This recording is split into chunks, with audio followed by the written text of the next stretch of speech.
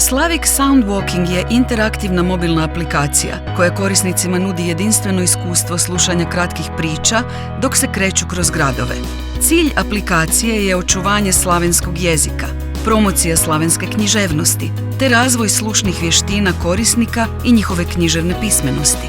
Aplikacija sadrži neobjavljene kratke priče suvremenih autora iz Hrvatske, Srbije i Slovenije.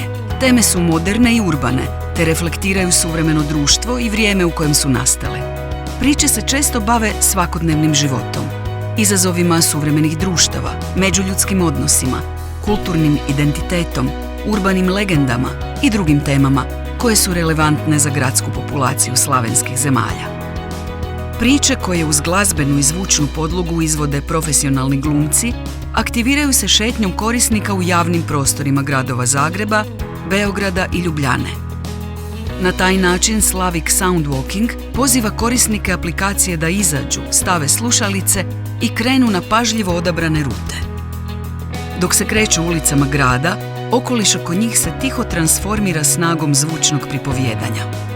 Svaka lokacija, iako ne izravno povezana s pričama, služi kao kulisa koja pojačava maštu slušatelja, čineći narativno iskustvo duboko osobnim i dostupnim svima. Kroz ovu inovativnu platformu spajanje fizičke aktivnosti i kulturnog istraživanja pruža priliku sudionicima da se na dinamičan način povežu s duhom slavenske književne kreativnosti. Ova mobilna aplikacija trenutno sadrži 75 kratkih priča na hrvatskom, srpskom, slovenskom i engleskom jeziku, te znakovnom jeziku, čime se omogućava pristupačnost gluhim i nagluhim korisnicima. Također, priče se mogu čitati i prilagoditi osobama s teškoćama u čitanju. Aplikacija se isključivo koristi na pametnim mobilnim uređajima, te se aktivira pomoću GPS usluge. Kako aplikacija točno radi? Korisnik prvo mora preuzeti aplikaciju Slavic Soundwalking iz Google Play Store-a ili Apple App Store-a na svoj pametni telefon. Nakon instalacije, korisnik treba omogućiti pristup geolokacijskim uslugama na svojem uređaju.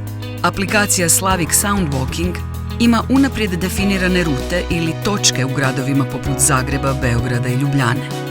Dok korisnik prolazi pored određenih točaka, aplikacija automatski aktivira i reproducira priče.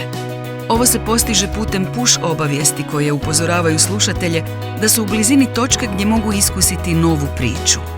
Poslušane priče označene su sivom bojom, dok su one dostupne za preuzimanje označene bojama loga Slavic Soundwalking. Korisnici mogu birati ponovno slušanje omiljenih priča, napraviti kolekciju svojih najdražih priča ili istražiti više informacija o autorima i temama. Ako žele ponovno poslušati pojedine priče, odaberu opciju ponovnog slušanja odabirom priče na karti. Mobilna aplikacija također mjeri zagađenost i buku u okruženju, pružajući korisne informacije o kvaliteti zraka i razini buke tijekom interaktivnih šetnji.